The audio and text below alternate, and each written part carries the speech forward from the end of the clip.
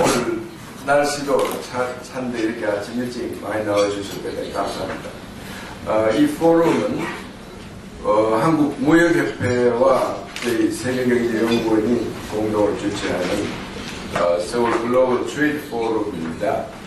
그래서 오늘 아침에는 특별히 우리 한국무역협회 회원사에서 많이 나와주셔서 대단히 감사합니다. 그러면 제가 오늘 게스트 스피커를 소개하기 전에 이 자리에 무역협회 이희범 회장이 지금 나와 계시기 때문에 여러분께 간단히 인사 말씀 해주시겠습니다.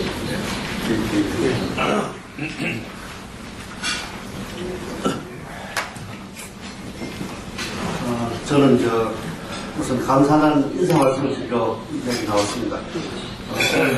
아침 일찍 이렇게 참석해서 감사를 드립니다.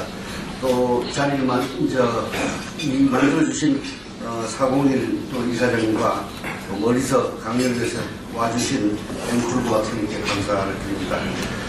무역협회하고 세계경제연구원이 지금 금년 들어서 지금 세 번째 공동 세미나를 지금 합니다만은 지난 1월달에 알렌 시나이 박사님을 모시고 금년도 세계 경제와 금융시장에 관해서 설명을 했고 6월달에 제프리 숏 박사를 모시고 한미 FTA 과제와 전망에 관해서 한 뒤에서 오늘 세 번째 이런 모임을 가졌습니다. 오늘 아마 모임은 우리 외환위기 10주년이라는 의미하고 저희가 날짜로 한번 잘 계산해 보니까 대선 다음 날쯤 되는 12월 20일쯤 되면 우리가 7천억 불 무역을 달성하게 될 것 같습니다. 이런 차원에서 오늘 모임은 아마 더욱 의미가 있는 것 같습니다. 7천억 불 아니 무역이. 무역. 예. 7천억 불은 원래 3,700억 불입니다만 그런 의미에서 오늘 아침 모임에 아마 여러분들 기업 경영에 소중한 참고가 됐으면 하는 마음으로 다시 감사의 인사드립니다. 고맙습니다.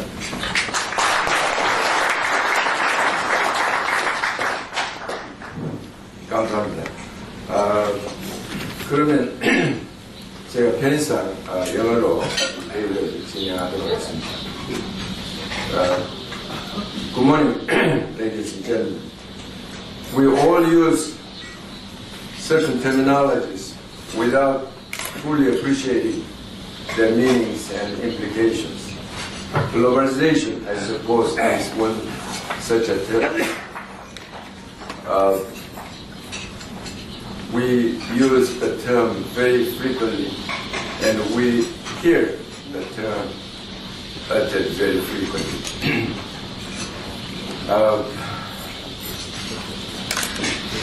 This morning, we have a very special guest speaker who will share her views regarding the globalization, how the world benefited from the globalization, Korean economy in particular, how much we benefited from the globalization, what are the implications and the future prospects.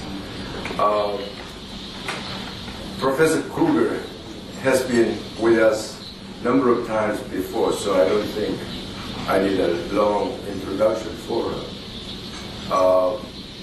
As you know, many of you know her personally. If you don't, I suppose you know of her very well, through her contribution at the IMF and in academia.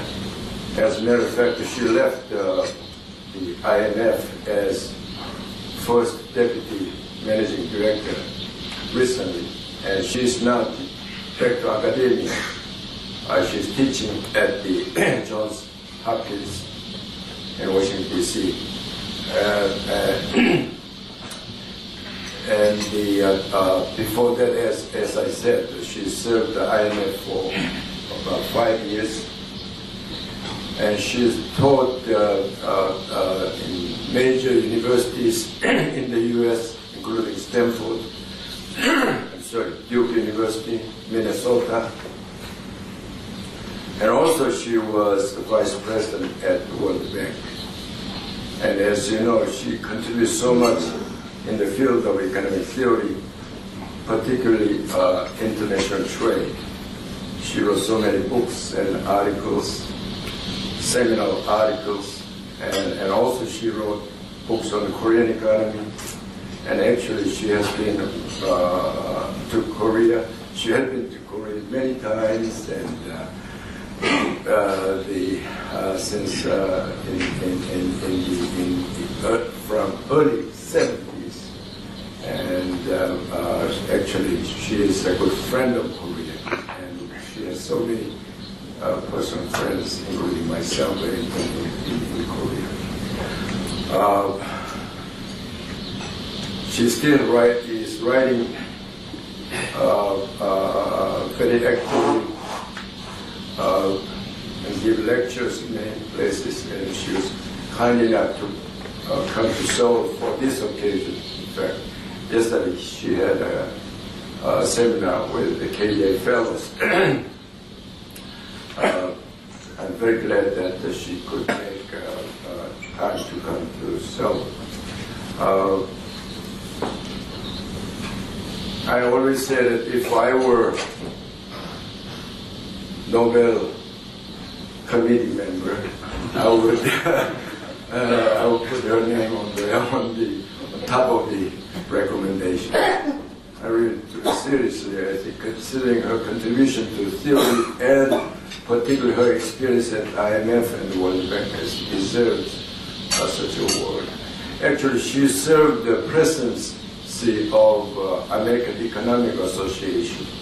I think that shows her stature in the field and shows the respect and her peer group.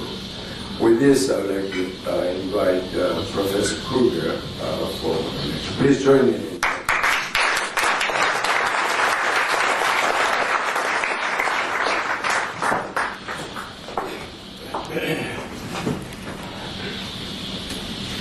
Thank you very much.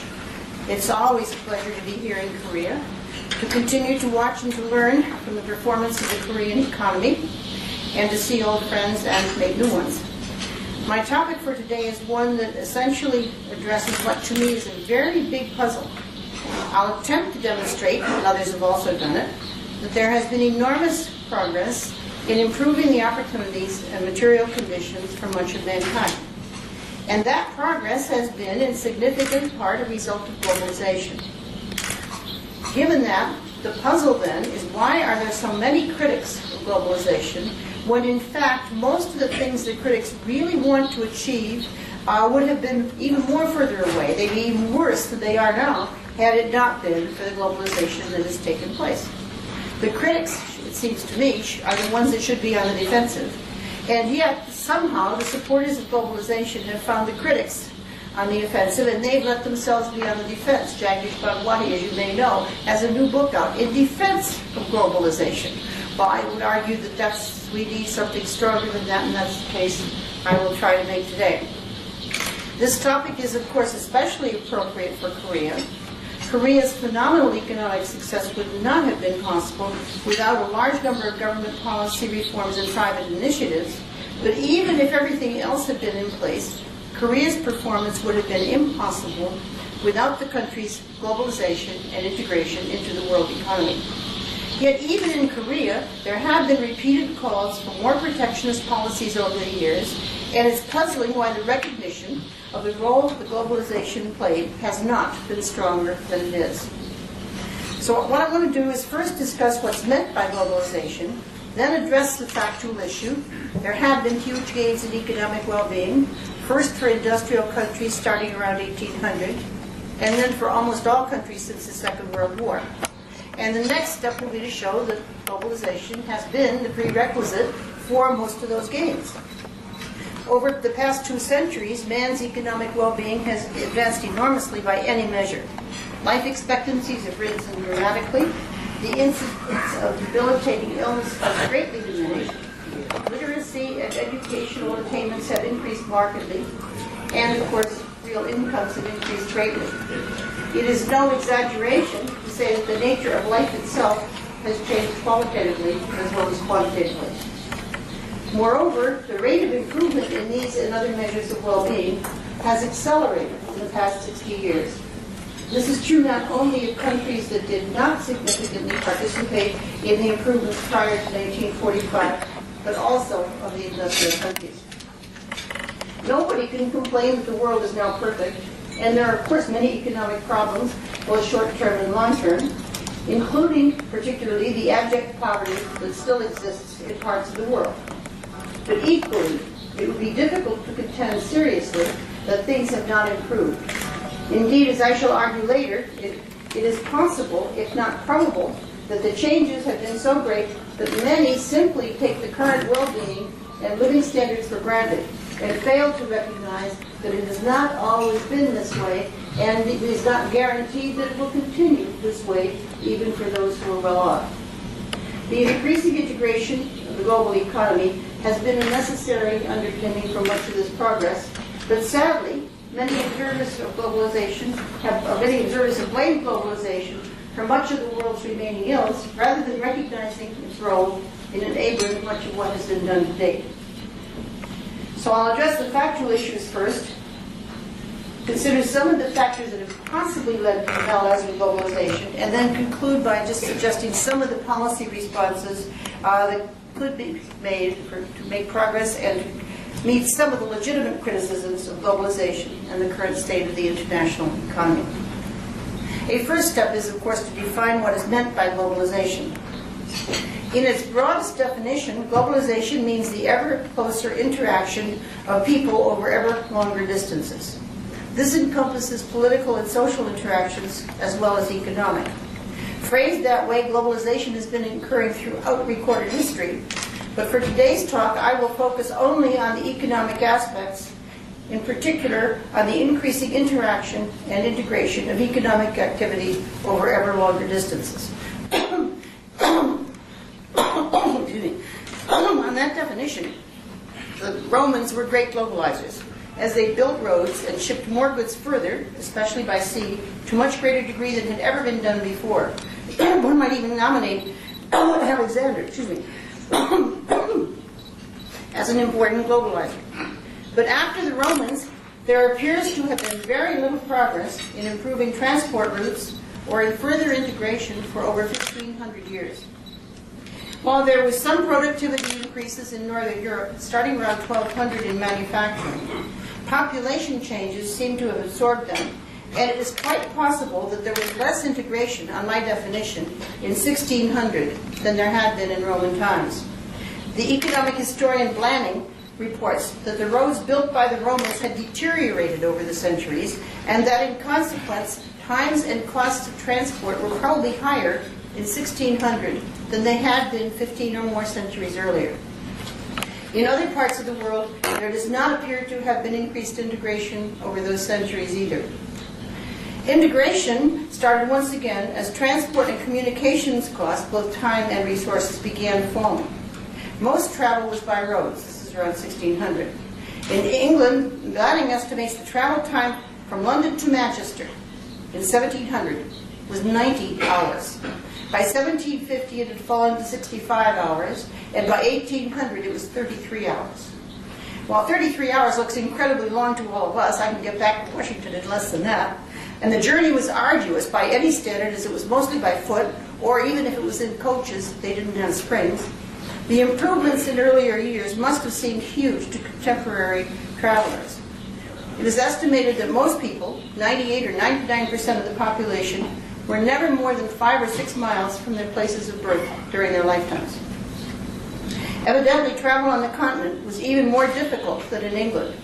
While water routes were an alternative for much of what did take place by barges, animals dictated the pace of travel inland, and prevailing winds set the pace for seagoing vessels. Even then, tolls on river traffic were a heavy burden and cut down the volume tremendously. Because the costs and difficulties of moving between places were so high, and because most productivity of persons engaged in agriculture, which was 90 or more percent of the population, was so low, there was very little interdependence. Most goods consumed had been produced within a short distance of the consumption point. We all know about the spice trade, but spices were among the very few goods with sufficiently high value-to-weight ratio to be economic for long distances. Almost nothing else was traded. For the average person, what went on even 100 miles away was probably of little relevance to their everyday life. In that sense, we could conclude that integration and globalization was minimal between Roman times and about 1700. Economic historians estimate that in 1700, living standards were little, if at all, better than they were 2,000 or more years before. Indeed, Clark reports that for England, and that's the country in which the best data are available, real wages showed remarkably little gain in the period from 1200 to 1800.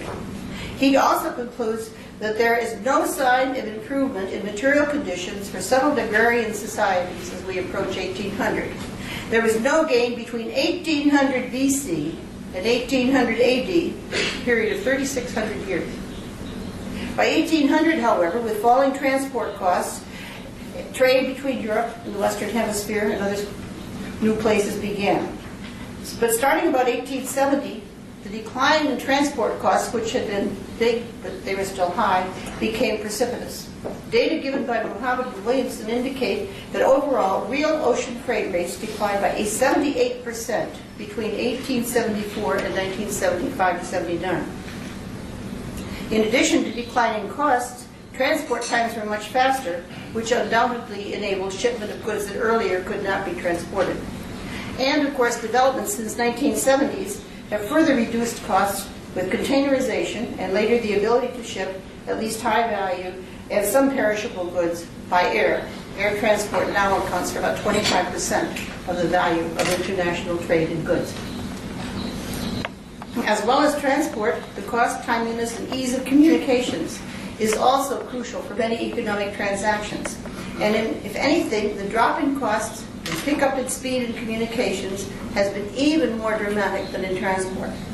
It was 84 days after the Treaty of Nanjing before the report of its signing reached London in 1842, and 46 days before the Indian Mutiny of 1857 was reported in London.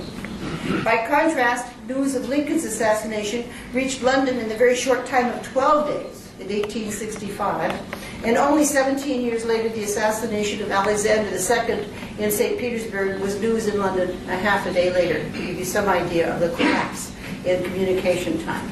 The Japanese earthquake of 1891 was reported within a day. These sharp changes were of course attributable to the introduction of the telegraph and telephone. It constituted a major revolution in communications. But costs were still high. I was astonished the other day to learn that as late as 1890, there was one telephone line between New York and Chicago. One, in 1890. One frequently cited and dramatic number is that a London to New York 3-minute telephone call in 2000 prices cost $290 in 1930. Cost a few cents by 2000. And of course, with the internet today, communications are instantaneous, virtually free. Falling costs of transport and communications enabled increased integration of domestic economies as well as the global economy. Transactions between distant parts of individual countries obviously became more economic as the cost of doing business at a distance fell. But until the Second World War, transport and communication costs were so high that increasing economic integration, i.e. globalization, was primarily the result of technological and other changes that enabled transport and communications costs to fall so dramatically. With very high transport costs, tariff barriers did not constitute the biggest obstacle to trade. With a 20% tariff and transport costs of 50%, which was the frequent number around the year 1900, a reduction in the tariff to 10%, which is halving it, would have resulted in a reduction in the imported price of a good of only 6%. Today, of course, it would be much more. At the end of the Second World War, however, high barriers to trade imposed by governments constituted by far the more important determinant for people in most countries to international trade. Removal of quantitative restrictions under the GATT, WTO, and self-interest of countries, combined with multilateral and unilateral tariff reduction, brought about large reductions in the cost of doing business across borders where those costs had earlier been imposed by governments. In the mid-1940s, it's estimated that the average tariff on manufactured goods among the industrial countries was between 45 and 50%, while transport costs for manufactured goods had fallen so much they were 20%, so the tariff to the transport cost thing was reversed. The calculus had changed, and with it, the international political economy. Successive rounds of trade liberalization under GATT brought the average tariff among industrial countries down to its current level of about 2%. Simultaneously, many developing countries, which had and still have much higher trade barriers than the industrial countries, recognized or began recognizing the harm those measures inflicted on their economies and were dismantling their restrictions, both tariffs and quantitative restrictions on imports. Quantitative restrictions on imports are almost a thing of the past. As a result of all these factors, the costs of trading at any given distance have fallen dramatically over the past 2 centuries. Whether the fall was greater in the 20th century with the development of transporting communications via the internet, airlines, and containerization, or in the 19th century with telegraph, telephone, and steam engine is an open question. But the economics of doing business at a distance has certainly changed. The result is, of course, as you know, been increasing economic integration worldwide.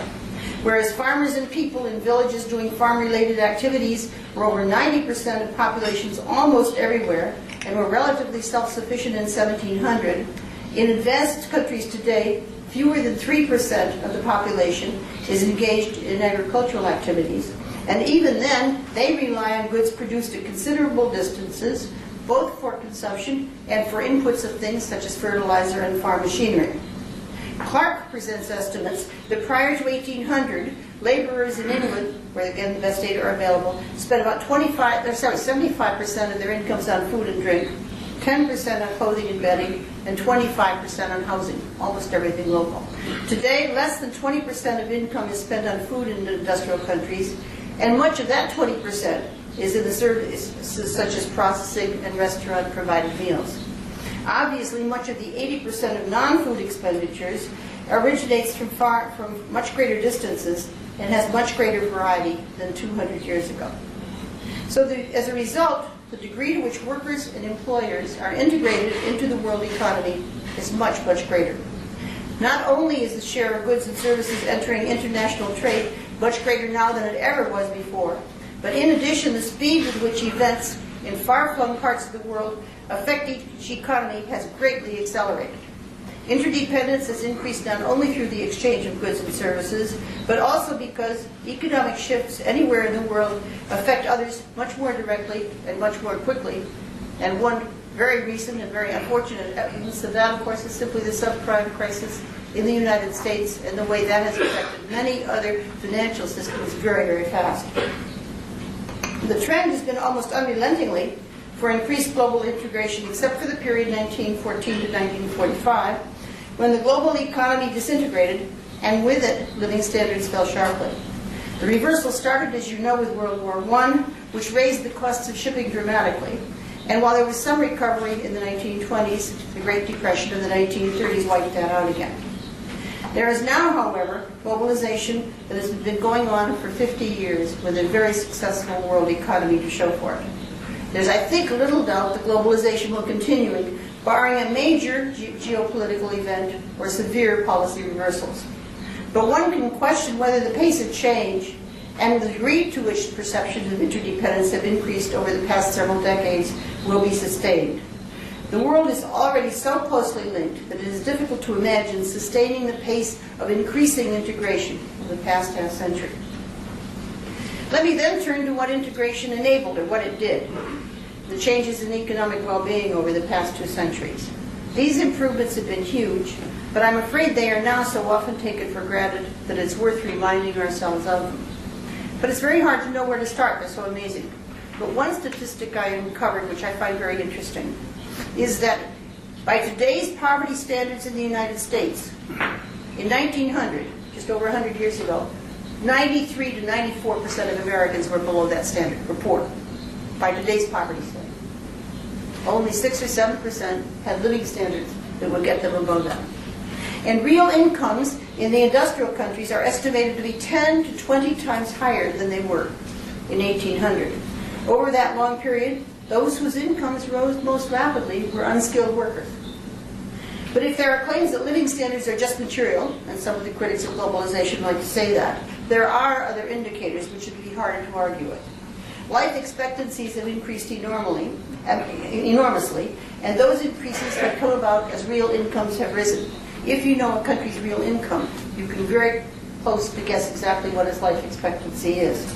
Life expectancies at birth in the United Kingdom are estimated to have been 38 years in the last half of the 16th century, 35 years in the last half of the 17th century, 38 years in the last half of the 18th century.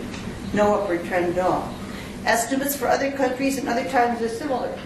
But French life expectancy is supposed to have been 28, not 38, in the second half of the 18th century, which is the same as China's over the period from 1300 for the next 500 years, and Egypt's over the first 300 years, starting in the year 11. Much of this low life expectancy resulted from high infant mortality rates, as well as deaths of those surviving birth but dying before age 15. But by contrast, life expectancies in rich countries today are approximately double those of earlier years and have continued to rise throughout the 20th century. If anything, demographers are saying there's an acceleration in the rate of increase in life expectancy. Most people know that those in industrial countries are better off today than were their parents, who in turn were better off than their parents. But some observers question or fail to recognize the improvements in quality of life that have happened in other countries, and yet those achievements too have been enormous. The gains of developing countries, even in the first 25 years of development, were significantly more than anybody forecast they could be as of 1945. Morawitz, surveying what happened in the first 25 years of development for the World Bank, concluded, quote, on average, per capita income in the developing countries grew more rapidly between 1950 and 1975, 3.4% a year, than either they or the developed countries had done in any comparable period in the past. They thereby exceeded both official goals and private expectations. Increases in life expectancy that had required a century of economic development in industrialized countries were achieved in the developing world in 2 or 3 decades. Progress, and this is still Morawitz, has been made in the eradication of communicable diseases, and the proportion of adults in developing countries who are literate had increased substantially. That's all by 1975. Economic growth has accelerated since then, included more countries, and the rate of population growth has slowed almost everywhere. Indeed, over the past several years, low-income developing countries have achieved an average rate of growth of income of over 5% per capita, total income of over 5% per year, and that contrasts with about 2% in industrial countries. Things are going on. Per capita incomes have risen most rapidly in most but not all developing countries over the past several decades. Obviously, everybody here is familiar with the enormous and almost miraculous success of the East Asian tigers, of which Korea was, of course, foremost. Each experienced sustained rates of growth of real GDP and per capita incomes well above anything the world had earlier witnessed, doubling per capita income in every decade from the 1960s to the 1990s. And in doing so, of course, the economies and the quality of people's lives were transformed. South Korea, as you know, went from being one of the poorest countries in Asia and the world as late as 1960 to its current classification as a rich country by the World Bank. South Korea's living standards grew more in any one decade after 1963 through 1995 than the British living standards did in the entire 19th century. 1 decade to 1 century, to give you some metric. And Britain was the most rapidly growing country in the 19th century. Other countries in Southeast Asia began following the tiger's example and growing rapidly in the 1970s. China followed suit, as you know, in the 1980s, and India has begun growing at accelerated rates in the past 10 years. In these and other emerging markets, even those failing to experience such rapid rates of growth, real incomes have risen at far higher rates than had been experienced in earlier years. And of course, these higher incomes have been accompanied by dramatic changes in life expectancy and other measures of well-being. Life expectancy in India, for example, is estimated to have been around 30 years in the late 1940s and was 64 years in 2005. And in Korea, life expectancy with its per capita income at around $20,000 in 2005 is estimated at 78 years, which is the same as the United States and 1 year less than the United Kingdom. It's important to recognize that life expectancies have risen not only proportionately, but absolutely more in developed countries than developed countries. Moreover, those countries with more rapid economic growth have experienced greater increase in life expectancies than more slowly growing countries. Even in those developing countries where growth rates were discouragingly low, life expectancy and other health indicators were improving until the AIDS epidemic began taking its toll in the 1990s. Poverty reduction within individual countries has generally been greatest the more rapid the rate of economic growth, and the rate of economic growth has been greatest the more quickly there's been integration with the world economy. That poverty in China has been reduced by 300 million people is a widely repeated statistic. Poverty in India has begun dropping much more rapidly as economic growth has accelerated. It's widely expected that the Millennium Development Goals, which many people and supporters of development felt were unachievable, that those with respect to poverty reduction will have been met by 2015 because of the successes of India and China alone. They're enough to do it. Literacy rates, of course, have also increased, and more so in countries with high rates of per capita income growth over sustained periods. Many poor countries had literacy rates of 20 to 30% in the late 1940s, and those same countries now report rates between 60 and 80%. There are still many educational deficiencies, of course, including the failure to provide universal primary education and the low quality of education, but there is no question but that rising real incomes have contributed significantly to the result. Some developing countries, as you know, have not achieved rapid growth, and indeed some living standards have actually fallen over the past several decades. To trace the reasons for their poor performance would take me too far afield from this talk, but my point would be that it is not essential, it is not written anywhere that countries must grow. That is an outcome of what countries decide to do. And almost all poorly performing countries remained inner-oriented, kept their trade barriers, kept their barriers to foreign capital, and remained dependent on primary commodity exports, failing to undertake measures sufficient to enable them to integrate with the world economy. To give an idea of what a dramatic difference growth can make, consider the relative positions of Ghana and South Korea, another set of statistics I like. And South Korea is the dramatic success story, and Ghana, which was expected to be one of the most rapidly growing countries. And instead, Ghana remained inner-oriented. In the 1950s, estimates of per capita incomes put that of Ghana at 2.5 times that of South Korea. By 2005, South Korean per capita income is estimated to have been 7 times Ghana's. From being 1/5 about, it's down 7 times. It's huge. When discussions of poverty were held in the 1950s, most observers thought that Asia was the poorest continent. South Asia's average per capita income was about $85 in those prices, and East Asia's, not including Japan, $130, while Africa's was $170, twice that of South Asia. Now most East and South Asian countries have living standards and life expectancies well above the sub-Saharan African countries. So in my judgment, there is no question that globalization has been occurring, that many developing countries have achieved remarkable successes, and that globalization has played a major role in those successes. 3 lines of argument or proof all point to the central role of increasing integration as a component of the productivity increases and the increasing efficiency of the world economy. The first is that no country or group of countries has for any considerable period of time sustained reasonable or faster rates of growth per capita incomes without integrating with the world economy. No, there's no country that has done it. The second argument has to do with the economics of productivity gains. As first noted by Adam Smith, the size of the market is an important determinant of productivity. And the third is the record of what has happened to the inner-oriented countries when they changed their economic policies. Let me just talk briefly about each of these. But let me note first that other factors, of course, have played a role too. Innovation has been important, other things have been important. But even they would not have had the payoffs they did had it not been for the integration with the global economy. Obviously, without the introduction of the steam engine and many other productivity-enhancing innovations, there would have been less opportunity for integration. But equally, had the authorities fought the technical changes that were occurring, so we won't have the steam engine, we want to keep the canals, we want to keep the barges, if they prohibited the imports of the now cheaper goods, increases in well-being would have fallen far short of the major accomplishments of the past 2 centuries. With that in mind, let me turn to the first line of argument about the role of integration. Every country that has grown rapidly has integrated with the world economy as it did so. That trade has been an engine of growth has been recognized for at least the past half-century. Integration with the rest of the world has been more crucial the smaller the domestic economy.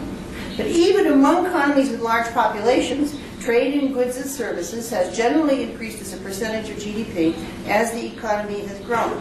As a rule of thumb, the rate of growth of world GDP has been about half the rate of growth of world trade, year in and year out. It's almost a fixed formula. The trade has been an engine for all of us.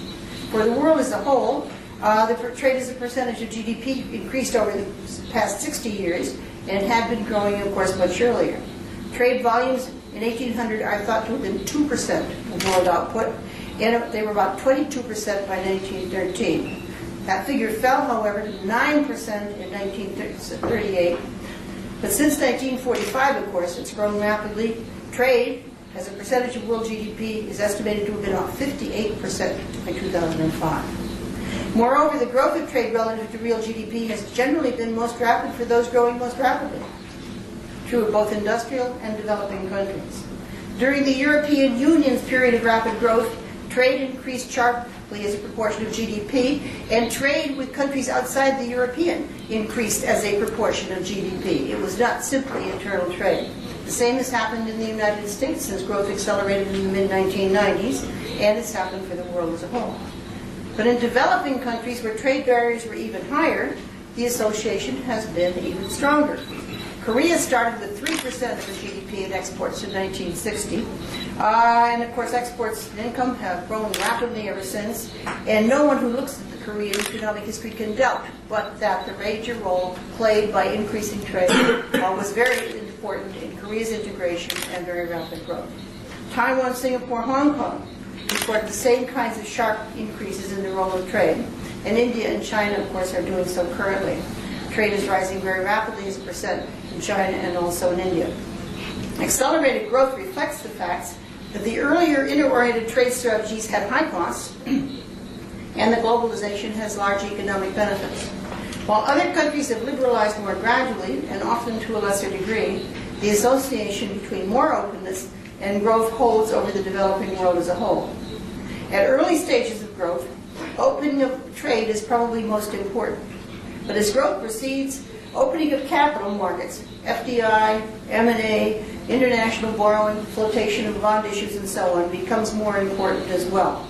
Domestic firms are able to partner with the countries or the firms overseas with whom they have the greatest synergies. And if they are confined to partnering domestically, they fall behind in innovation, they fall behind in their ability to find the most important synergies within their production and to use their core competence as well as they might. These are becoming increasingly important over time, even relative to trade, which is becoming increasingly important relative to GDP. The second set of linkages between growth and economic well-being, especially the poor, has to do with its effects. In all countries, growth is faster when there's more competition. When barriers are reduced to trade and capital mobility, competition is increased. For many developing countries, high barriers to trade and prohibition of capital inflows conferred monopoly positions on the elite few and kept the majority of the labor force in agriculture or in the informal sector. Opening up meant that entrepreneurs had to compete for business, often with dramatic increases in productivity. Often, new exports were manufacturers, employing considerable unskilled labor where there was comparative advantage.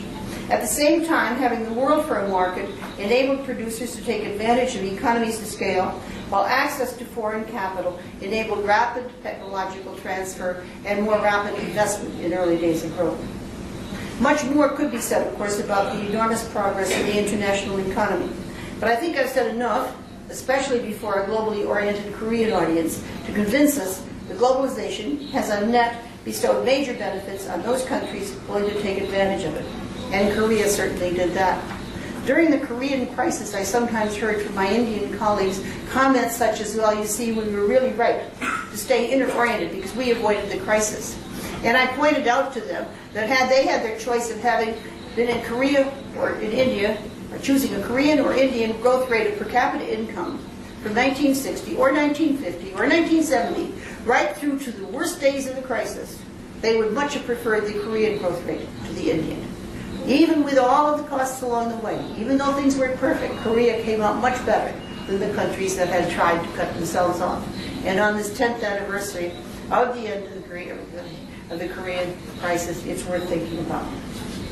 So there remains my puzzle. Why, given all these benefits, which in this country in particular have been so amply realized, is there not more support for the international economic system?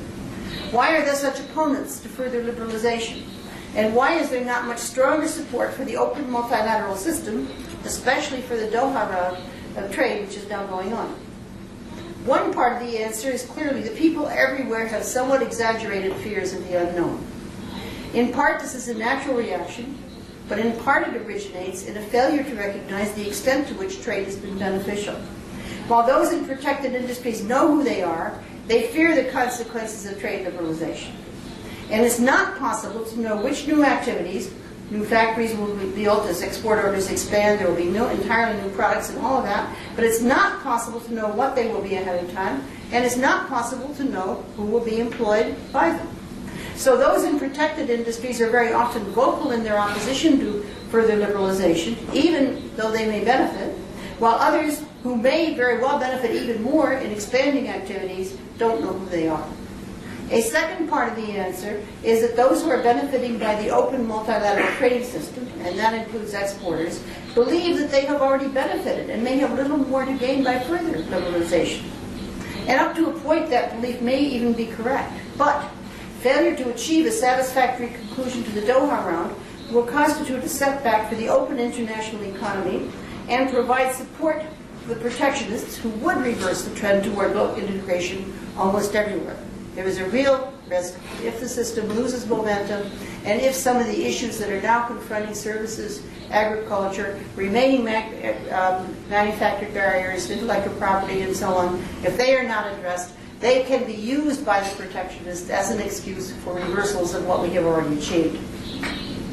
A third part of the answer, though, is surely that many people are unaware of how much they have gained by liberalization of their economies. There is no question in my mind that the real incomes of most Koreans are greatly above what they would have been had liberalization not taken place. And yet, as I read some of the reactions of some Koreans to the proposed Korea-U.S. free trade agreement, it seems reasonable to guess that many of them do not recognize the role of trade liberalization in Korea's economic success over the past 50 years. A fourth part of the answer is that integrating further in the global economy has never been an entirely smooth process, as by definition it involves change. Some people are much better off, and some are left behind in the short run at least. Finding better ways to smooth adjustment and to facilitate change is certainly a high priority policy need. In the Korean case, the financial crisis of 1997-98 was certainly seen as a major cost of globalization.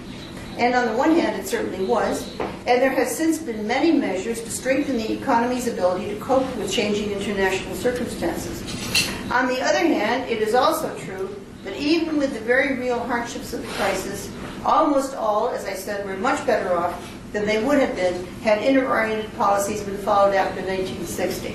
Surely the result would have been much lower living standards. Even with all of these considerations, however, it still remains a puzzle why there is not more support for globalization.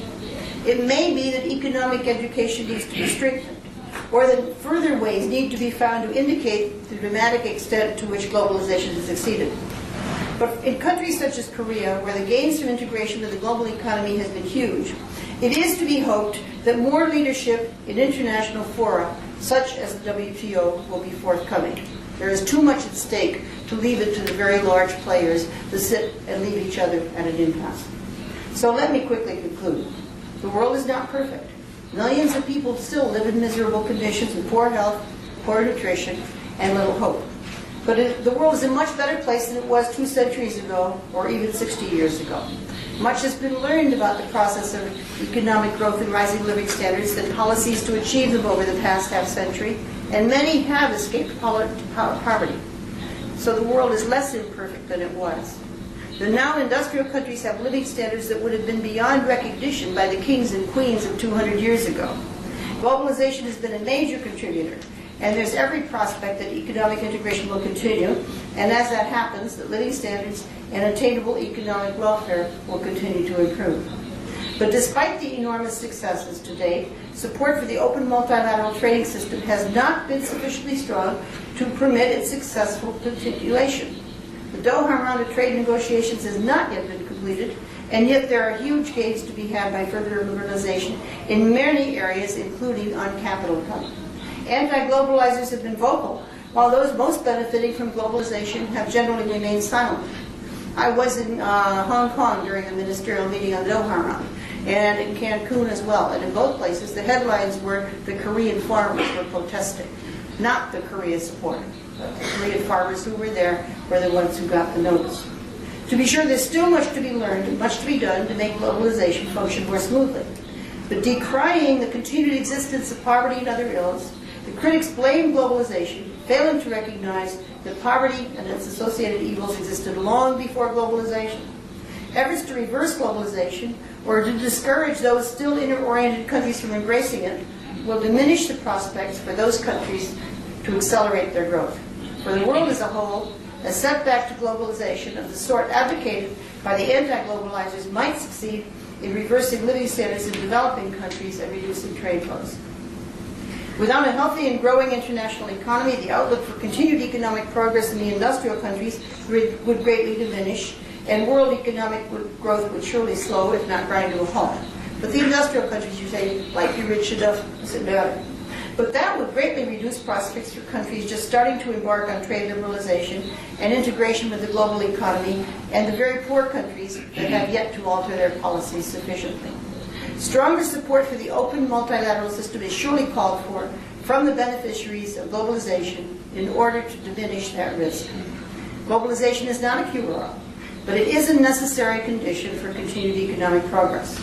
Attention needs to turn to finding policies to ease the adjustment process and increase the flexibility of economies to adapt to changing conditions. Trying to fight globalization would be to kill the potential for tackling the very problems that globalization's critics raise. Thank you very much.